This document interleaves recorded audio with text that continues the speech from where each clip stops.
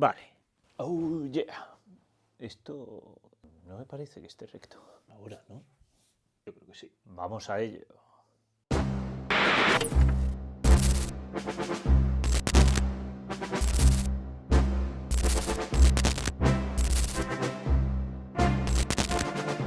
Muy buenas y bienvenido un día más a mi canal de cómics y juegos. Yo soy Dani S y esta vez toca hablar de mis lecturas de cómics de noviembre. Han sido un total de 1, 2, 3, 4, 5, 6, 7, 8 y 9 lecturas las de este mes. La verdad es que me ha dado para leer bastante y algunos son tochales, como el Silent Jenny, la última obra de Matthew Bablet. Como siempre, te espero en comentarios para que me cuentes qué has leído tú a lo largo de este mes, qué te ha gustado más, qué te ha decepcionado más. Y bueno, estamos ya a las puertas de diciembre y con ello el próximo vídeo de cómic, si no el próximo, el siguiente, que será mi top del año. Así que ve pensando también el tuyo porque querré que me lo compartas. Y sin más dilación, vamos a empezar con mi análisis de lecturas de noviembre. Y empiezo con Moribundo, de Norma Editorial. Su autor, Fran Mariscal. Debut de su autor, de hecho. Es una de las últimas novedades de Norma Editorial y la verdad es que me he hecho, no es la última de la que voy a hablar de este mes que publicó Norma. Moribundo es una historia curiosa, porque es una historia de vampiros y salud mental, porque seguimos los pasos de su protagonista, que se llama Egon, que es un escritor un poco tal vez venido a menos o en ese parálisis de escritura, de no encontrarse a uno mismo y de no saber cómo seguir, ni siquiera muchas veces cómo se ha llegado hasta donde estamos. Es una obra bastante ambiciosa, creo que sobre todo a nivel gráfico. Fran Mariscal a nivel gráfico a mí me recuerda mucho a Los 30 días de noche de Ben Temple-Smith y Steve Niles, en ese trazo nervioso, ahí rápido, sucio, muy oscuro, donde las líneas se desdibujan, incluso las líneas de la propia clausura del cómic se parten, se hacen añicos, como si el propio protagonista, tratando de contarnos su historia, un poco se desmoronara él mismo y se desmoronara la historia en una especie de pozo sin fondo, por así decirlo. Y de ahí, creo yo, va la analogía respecto a la depresión. Y en este sentido también tiene ese punto autobiográfico, ya que comentaba el autor Fran, que le sirvió un poco de catarsis para poder salir de ese pozo donde él también se sentía que estaba.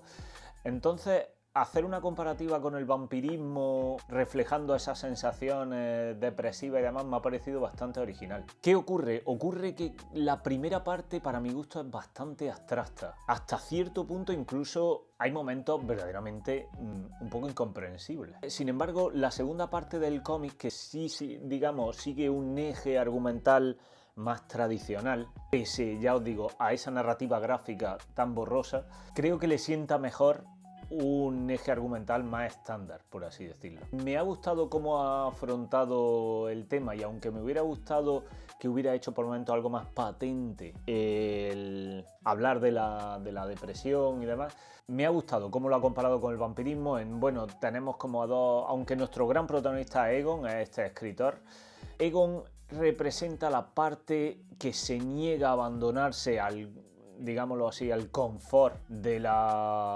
dolor, de la depresión, de ese letargo en el que te sume un poco. Y por otro lado tenemos el papel de ella, que es una vampira de tomo y lomo, que es todo lo contrario. Ella sí se ha abandonado a ese dolor, a ese vampirismo, y lo que trata es de arrastrarlo a él. Entonces ella simula esa segunda parte, esa segunda cara de la moneda, que sí trata de decirte, oye, aquí se está muy bien y no hace falta salir de aquí. Entonces me parece una historia muy bien contada, tiene un puntito poético que también le sienta bien, tiene partes verdaderamente horripilantes, incluso a la hora de reflejar ciertos monstruos, ciertos vampiros, lo hace de una manera casi grotesca y es una lectura bastante recomendable. No redonda, para mi gusto, no es lo mejor que he leído este mes, pero sí algo muy reseñable. Continúo con mi primer acercamiento a Charles Barnes, a través de laberintos. Charles Vance a mí me produce cierto respeto, ya que las tramas rayantes máximas cerebrales no son lo mío. Me acerqué a él porque me llamó bastante la atención al nivel gráfico la trama que cuenta, ya que nos pone en la piel de Brian Milner, un adolescente, y cómo vive su día a día y esas relaciones un poco introspectivas o, digámoslo, raras que se viven en la adolescencia, donde muchas cosas se viven por primera vez. Y bueno, este personaje ya de por sí es un personaje curioso, ya que es un personaje muy retraído, amante de la serie B y la ciencia ficción, está tratando de rodar como una especie de película de serie B con un amigo. Toda en la trama, la forma en la que está contada, la narrativa tan pausada, es extraño. A mí me recuerda a las películas, por ejemplo, de David Lynch, en las que hay silencios muy largos. La narrativa es eminentemente gráfica, puesto que verdaderamente los diálogos, no es que haya poco diálogo, pero dan la información justa. Hay que de estas sensaciones que si fuera una peli, si despegas un momento los ojos de la pantalla, te estás perdiendo un matiz, un detalle, una mirada, un gesto. Entonces, en ese sentido, creo que Charles Vance, como narrador, es un muy buen narrador. Lo que me ocurre con esta historia es que me cuesta a mí entrar en las lecturas en las que casi prima más el cómo te cuenta una historia a la historia en sí que te cuenta. Porque tengo la sensación de no saber a dónde he llegado. Lo termino y digo, ¿qué ha pasado? Es decir, ha sido como, vale, me has contado la historia de un elenco de personajes un poco raros, de estos personajes que dices, no me suelo yo encontrar por la calle o en mi círculo cercano gente así. Y me has contado un poco su vida en un pequeño periodo de tiempo, digamos, en un año de su vida, me has contado lo que han hecho y no sé, no me ha parecido muy interesante. Lo que me has contado sí me resulta más interesante cómo me lo has contado. Entiendo que hay un mensaje detrás y demás, y cada uno un poco. Estos tipos de cómics cubren un poco ese espectro de narrativas, de obras de arte en el que si le encuentras el sentido es que el autor la ha cagado, ¿me entendéis?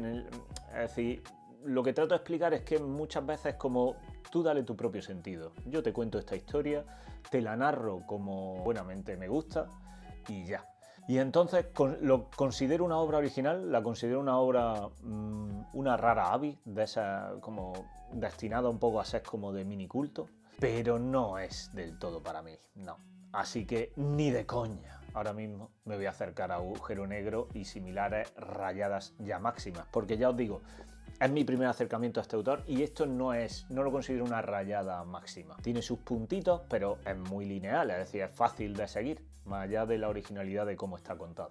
Continúo con El Diablo y Coral, de Norma Editorial, firmada por Oms, esta vez como autor completo. Oms, que eminentemente ha sido dibujante junto a Cidru de la famosa saga Sai, que la llevo investigando un tiempo y creo que ya ha pasado el tiempo más que prudencial para mí, de perdonar a Cidru con los últimos batacazos que leí de él, que me hicieron ya alejarme de su forma de narrar y de él como autor. Y creo que empiezo a querer darle una oportunidad a Sai. Me consta que están ya terminando el último álbum del que va a ser la saga, creo que es el séptimo, que sale el año que viene. Así que creo que es momento de empezarla y ver qué nos cuenta esta vez Cidru con Oms. En este caso, El Diablo y Coral es una historia de Oms en solitario que nos narra la historia, la relación, por así decirlo, de esta pequeña, de Coral, judía en mitad del siglo XX, ya os podéis imaginar, en mitad del auge del nazismo, en Praga, con nada más y nada menos que el mismísimo diablo. Y es que Oms quiere contarnos mucho en esta historia. Es un muy buen narrador, Oms. Lo más que le puedo achacar a esta obra es que a nivel de guión se ha querido abarcar demasiado. Es decir, se nota que Oms ha pensado mucho su historia y todos los posibles flecos, todos los que nos quería contar, pero sin embargo creo que nos ha metido demasiado en la historia y lo ha condensado un poquito de más, porque aquí vemos por una parte la relación entre el diablo y la protagonista, con las tentaciones y estas cosas típicas de estas tramas. Vemos la relación de la protagonista con su padre, un rabino judío que ahora mismo está en coma, y seguimos un poco la progresión de por qué está en coma, a qué verdaderamente se dedicaba su padre, por qué no se hablaba ya al final con la hija, y vemos ahí también una historia como de redención, de búsqueda del propio camino y demás. Pero también nos introducimos en la leyenda del golem, nos introducimos en el mismísimo infierno, nos introducimos en muchos temas que ya os digo, no se sienten para nada gratuitos, pero me falta un poquito de detalle en algunos. Principalmente la leyenda del golem considero que está bien metida, pero no suficientemente bien desarrollada, hilvanada. La historia en sí a nivel gráfico es top, porque OMS es un absoluto crack. Los pinceles, y aunque el hilo argumental está chulo de seguir y tiene una narrativa potente en momentos, hay partes, el final lo considero un poquito atropellado y bueno, me hubiera gustado que la historia durara un poquito más para que aún se le hubiera dado tiempo a desarrollar todo lo que quería de la mejor forma posible. Es una muy buena lectura, no me voy a deshacer en principio del cómic porque me ha gustado y de hecho me gustaría darle una nueva relectura para abordar ciertos temas más profundos que se vislumbran y que creo que están en el cómic bien contados, pero tampoco será de mis grandes lecturas del mes. La siguiente lectura de la que vengo a hablar es Subterráneo, de Romain Baudi, publicada por Egmont. Esta historia ya tiene un tiempo, pero bueno, la verdad es que la encontré en una librería de segunda mano y ya sabéis, yo como buen amante del cómic europeo me hice con ella porque la verdad es que tenía buena pinta. Esta historia, Subterráneo, nos narra en una atmósfera un poquito steampunk, pero adscrita a, digamos, el siglo de la revolución industrial y demás, pues la vida en una mina y la penuria de una mina, pero desde una perspectiva de crítica social y de lucha por los derechos de los trabajadores y demás. Entonces, con todo ese telón de fondo, Romain Baudi teje una historia en el que de este tipo por un momento nos sentimos como en el Hobbit. A fuerza de excavar, pues los mineros dan con algo en las profundidades de la tierra que es un poco sospechoso / monstruoso. Y ahí es donde entran los aspectos más steampunk, porque de repente aparecen como la trama nos lleva, bueno, vamos a dejar las excavadoras y hemos encontrado unas máquinas, robots brutales de excavación, para que puedan suplir un poco el trabajo, la fuerza humana y lo hagan mejor y más rápido. Y ahí es donde entramos, por una parte, en los trabajadores luchando por sus derechos, estas máquinas nos van a quitar el trabajo, y por otra parte, hemos dado con algo muy raruno, no se sabe qué, super hermetismo, ¿qué está pasando? Entonces el primer arco, la primera mitad de la historia nos narra todo eso y está bastante guapo, pero la segunda parte en la que por fin se descubre un poco el misterio y vemos un poco la trama subterránea, nunca mejor dicho, pues no está a la altura del misterio generado. Entonces, porque se siente como sin hacer mucho spoiler, se siente como un paralelismo de lo mismo que me has contado, de esa lucha de clases, de esa revolución industrial, de esos trabajadores oprimidos por la empresa, bla bla bla bla. Pues, ¿recuerdas lo que te he contado en la superficie? Pues toma, lo mismo pero en el subsuelo. Eso unido a un final que es como, hostia, de repente, mierda, me quedan 5 páginas, esto hay que terminarlo, pim pam. Pues, la sensación que te queda al final de la historia es como joder, lo que podría haber sido era una historia al principio que tenía potencial, pero el desarrollo, el desenlace no ha acompañado. Sintiéndolo mucho, a la calle. Continúo con otro que también se va a la calle, pero por otro motivo distinto, y se trata de las aventuras de Victor Villidux, de Pierre Winninger. Es difícil.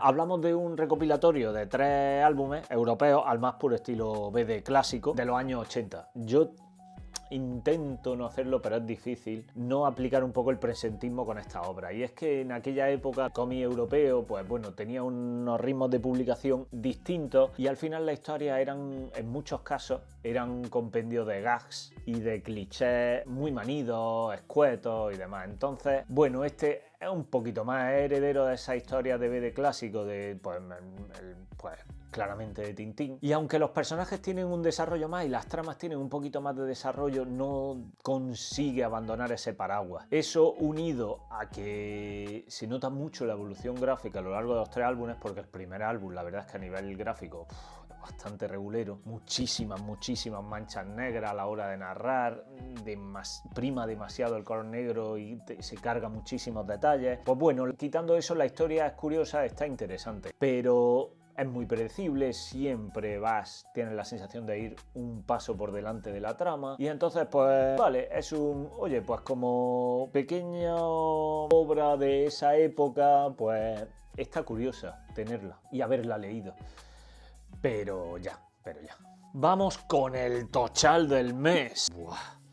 Silent Jenny, de Mathieu Bablet, publicado por Nuevo 9, y un lujo tener esta obra aquí en España. ¿45 napos? Sí, los cuesta. Pero en este caso he de deciros que sí, por fin, ¡los vale! ¡Los vale!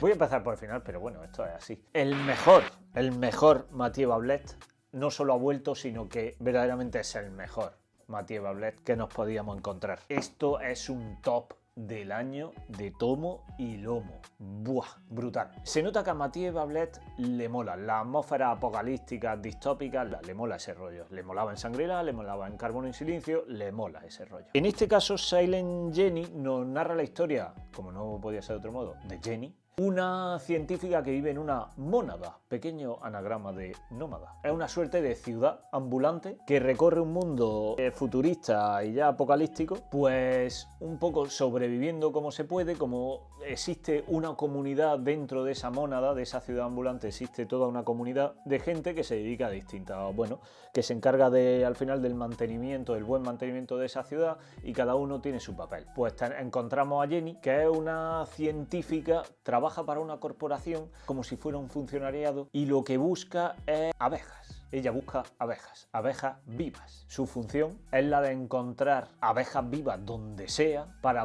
poder volver a polinizar el mundo y volver a, pues bueno, a ese pasado idílico que ya nadie recuerda, ya nadie ha vivido principalmente, pero todo el mundo ha oído hablar de lo bello que era. ¿Y qué pasa? Que no se encuentra en ningún lado. Las abejas, es decir, no, el mundo se ha ido tanto a la mierda que lo que hace Jenny para buscarla es introducirse en el subsuelo, en las más profundidades de la Tierra, y para eso, bueno, usa una especie de tecnología que la empequeñece. Esto es como cariños empequeñecidos a los niños, pues igual. Y claro, ¿y ahí qué pasa? Ahí encuentra un poco de todo, menos abejas, efectivamente.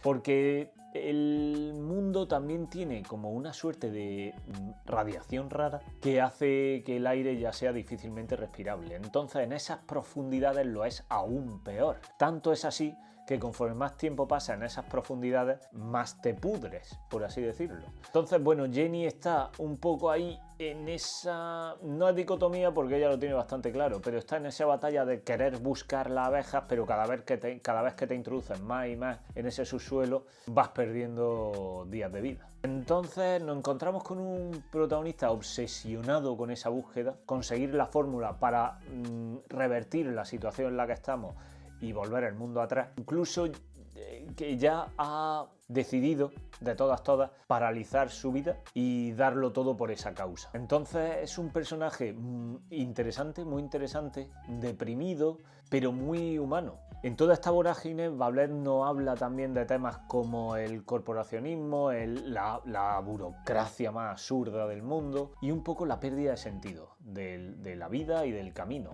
y de qué hacer un poco con las cartas, por así decirlo, que nos dan, y las consecuencias de vivir obsesionado con el pasado, con mirar atrás o con ciertas esperanzas o metas que parecen inalcanzables, y cómo eso paraliza el día a día y al final uno acaba viviendo en un pasado eterno y se pierde todo su presente. Es una historia que me ha resultado conmovedora. Bablet también es un narrador espectacular y en ese sentido esas expresiones desgarradoras, sufridas que dibuja, hace a algunos de sus protagonistas lo hace muy enternecedor. Además, creo que debe ser para un autor todo un lujo poder publicar una historia así, en la que poder explayarte y contar con lujo de detalles todo lo que quieres contar, no solo la historia, sino desplegar ese apabullante mundo creativo de tu obra y contarnos pequeños trasfondos y pequeños detalles del mundo que has creado que pueden no tener nada que ver con la historia que nos estás narrando, pero que enriquecen ese marco, esa atmósfera. Entonces, en ese sentido, tanto yo como Ruby pensamos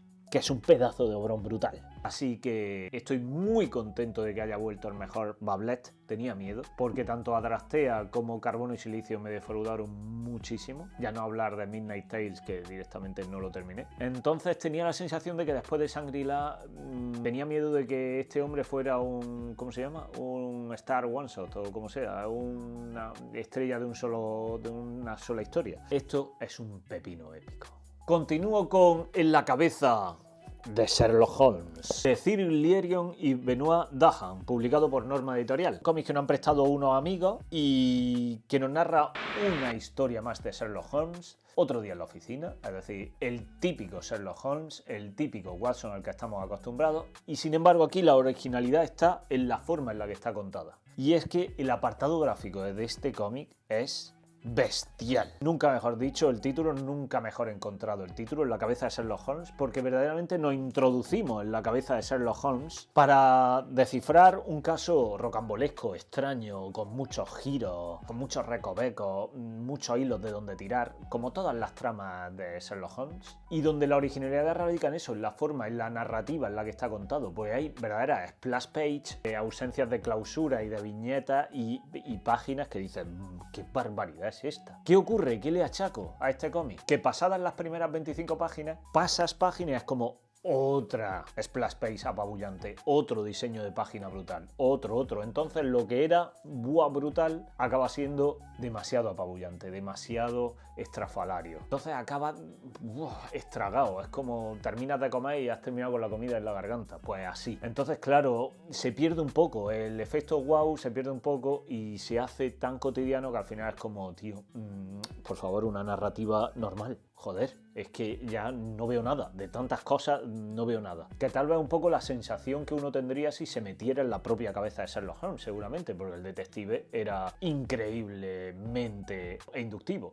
Pero creo que el resultado es demasiado bestial. Eso sí, me ha encantado la originalidad que rebosa este cómic, porque tiene como pequeños minijuegos dentro del propio cómic. Del tipo, de repente te dice, gira esta página hasta que cruce con la línea de la siguiente y verás una pista. Y lo hace y no sé qué, o al trasluz y se ve como un texto que antes no se veía, cosas raras. Muy del palo de una trama de Sherlock Holmes. Entonces, en ese sentido, me parece un cómic verdaderamente guapo, original, muy chulo. Por contra, la trama, pues, o una trama más de Sherlock, no hay grandes sorpresas. Es como, vale, tengo la sensación, si has visto las pelis de Sherlock, has visto, mejor aún, la serie de Sherlock, pues es como, vale, un capítulo más. Ni siquiera el mejor de los capítulos, pero muy guapo contado. Entonces, bueno, lo recomendaría a amigos, porque es verdad que es muy original, pero creo que más allá de eso, la historia,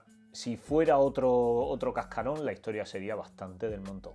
Continúo con Frontier, de Singeling, publicado por Grafito Editorial. Singeling, otro de los autores de BD más comentados a día de hoy, junto con, por ejemplo, Bablet, del que hablábamos antes, con Bastien Vives y demás. Pero, reconozco que lo peor de este cómic, con diferencia, es el apartado gráfico. ¡Madre mía! Es decir, esos cabezones, esa especie de marionetas con cabezas gigantes, es decir, ¿qué? No.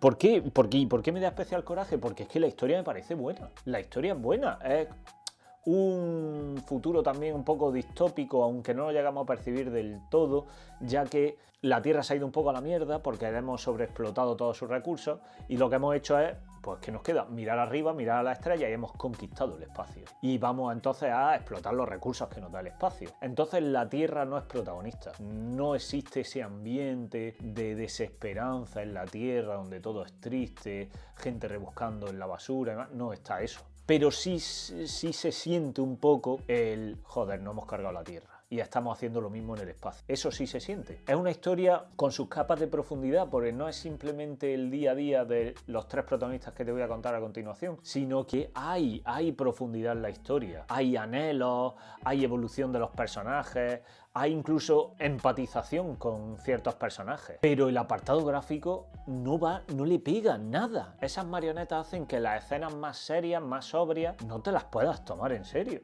Es que no te las tomas en serio, es que si se están peleando varios a navajazos, estás viendo dos muñequitos, dos juguetes peleándose. Es que no te lo compro, Singeling, no te lo compro. La historia sigue a tres protagonistas. Por una parte a Jinso, que es una científica, arqueóloga espacial, bastante frustrada consigo mismo y con las empresas en las que trabaja en general, que le prometen cosas y luego nunca se lo dan, y tiene la sensación de de acabar siendo un engranaje más que favorece a un sistema opresor y demás. Y la acompañamos en esa búsqueda un poco de joder, trata de romper estas cadenas. Sé que estás a gusto, sé que cobras bien, sé que puedes vivir así, pero no busca tu camino, busca lo que tu subconsciente te está pidiendo que hagas. Deja de trabajar en ese trabajo de mierda 8 horas que además no te está dando lo que quieres y oye, pues con los ahorros que hayas hecho, monta un bar que es lo que siempre has querido. No hablo de que esa sea la trama, pero me refiero a esa lucha de sueños y esa lucha contra el confort. Lo vivimos en este personaje. Por otra parte tenemos a Alex, que es un minero espacial que ha nacido en el espacio y no conoce ni la Tierra ni lo que es la sensación de pisar tierra firme. No solo eso, sino que ya su cuerpo está adaptado a la vida en el espacio y no es capaz, su cuerpo rechaza vivir en tierra firme. Entonces vemos esa parte de obrero, pequeña pieza de una corporación que oprime a los trabajadores, que busca nada más que maximizar los beneficios, y vivimos esa lucha de clases en su piel y cómo al final se une un poquito con esta primera, con Jinso, y uno de ellos se retroalimenta a cada uno y tratan de salir adelante y buscar su propio camino. Y en la tercera en discordia se llama Camino, un nombre un tanto curioso, que es una mercenaria espacial. Una mercenaria espacial de estos tipos de personajes un poquito cliché, tal vez sea el más cliché, que bueno, que siente que las oportunidades que tenía en su vida para cambiar y para redimirse la ha desaprovechado y ahora trata de simplemente sobrevivir y buscarse un poco la vida. Entonces la forma en la que entreteje la trama Singling y entreteje a estos tres personajes me gusta. No es nada súper original, pero está bien contada, es profunda, las aspiraciones de los personajes te las crees, el desarrollo de esta, por así decirlo, vida espacial es interesante, aunque verdaderamente está todo contado como si fueran pequeños capítulos, y hay capítulos que por contra, sobre todo hacia el final, se vuelve todo un poquito ya más aburrido. Al final yo creo en este tipo de trama es lo que pasa. Lo interesante es cómo de puteado está el personaje y cómo consigue romper esas cadenas. Y un poco ese viaje que hace al romper las cadenas para, tristemente, al final buscarse otras nuevas. Pero bueno, más acordes a sus ambiciones. Pero claro, conforme se va acercando el desenlace, pues asistimos a ciertos clichés, a pues lo típico de corporaciones o mega, pues esto como si fuera Google, o no, esto mega abierto, no hemos desarrollado aquí, todo lo contrario a la corporación en la que yo estaba, súper opresora, aquí todo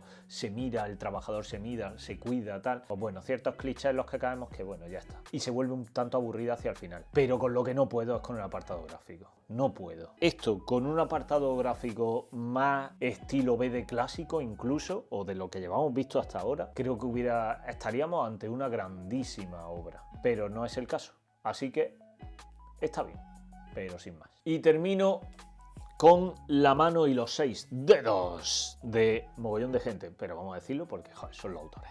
Ran Quinto, Lawrence Campbell, Dan Waters, Sumit Kumar, Lee Lowright, Aditya Boykar y Tom Muller. ¿Por qué tanta gente aquí? Aparte de coloristas, entintadores y demás. Porque es un recopilatorio que no... Bueno, es de Norma Editorial y es un recopilatorio que nos trae la curiosa forma en la que fue contada esta historia. Y es que, por una parte, están Ran Quinto y Lawrence Campbell firmando la parte de La mano, y por otra parte está Dan Waters y Sumit Kumar firmando la parte de Los 6 dedos. En resumidas cuentas, es como si fuera un thriller.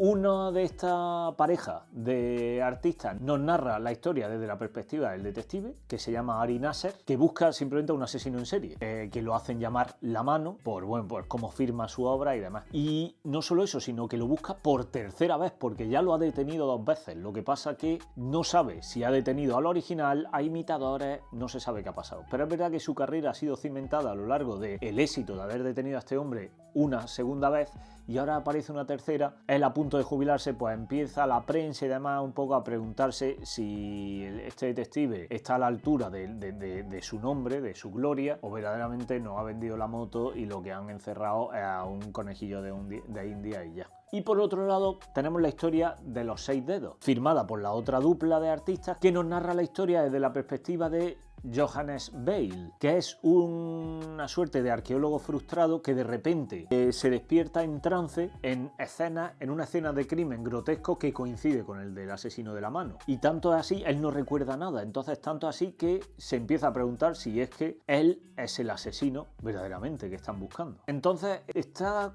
curiosa contada la historia, principalmente en Estados Unidos, porque se fue publicando un número de la mano con un número de los 6 dedos intercalando. Aquí lo tenemos en formato integral y vamos intercalando. Entonces considero que la experiencia es muy similar, leerla aquí que leerla en Estados Unidos. Salvando las distancias en Estados Unidos tenías que esperar 2 meses para cada grapa y aquí lo tenemos en este tochal. Bueno, pues todo eso dentro de una atmósfera de un futuro, en verdad se siente muy similar. Tan similar que hasta bien entrada la obra, yo diría hasta pasado el primer tercio de la obra, uno se pregunta por qué los autores han decidido contarme esta historia, este thriller, en un supuesto futuro, en una ciudad así cargada de neones y demás, pero que no me está aportando nada. Es decir, ¿por qué esto es el futuro? Si podría ser perfectamente el presente, no tiene nada de futuro. Ya os digo, tanto así que uno dice, no estoy entendiendo nada el contexto en el que está contada esta historia. Porque en sí la historia al principio es un cliché, es decir, es un thriller más, un detective taciturno más, un asesino un poco loco más, no sé, no tiene nada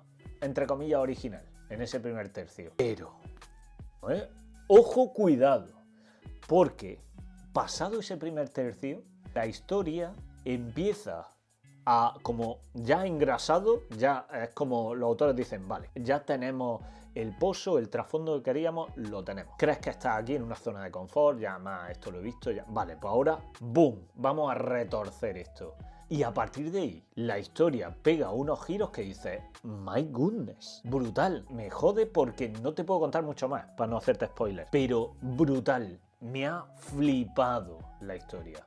Y al final la ciudad, lo que decía, esa atmósfera futurista, ¿para qué? Resulta ser un personaje más y cierra el cómic diciendo, joder, es que verdaderamente este era el contexto para esta historia. Brutal, además es una de estas obras. Yo normalmente no suelo leer últimamente muchos thrillers porque no estoy en ese mood y porque también considero un poco, me pasa, no sé si a vosotros también, que está ya como todo muy machacado en el thriller. El típico de estos, los detectives así oscuros, un poco amargados, que han dedicado su vida a su carrera y ahora no se sienten recompensados y es como, venga, otro asesino más y es como, qué pereza, el informador y tal, otro día, y son así muy taciturnos y demás, y atmósferas muy oscuras, callejones, rincones secretos y bla. Y asesinos en serie muy locos, que sí, a grandes aspiraciones, ambiciones, sus padres los maltrataban, no sé qué, tenían traumas infantiles, bla, siempre lo mismo. Entonces por eso no me acerco mucho a los thrillers últimamente. Y tal vez haya sido por esa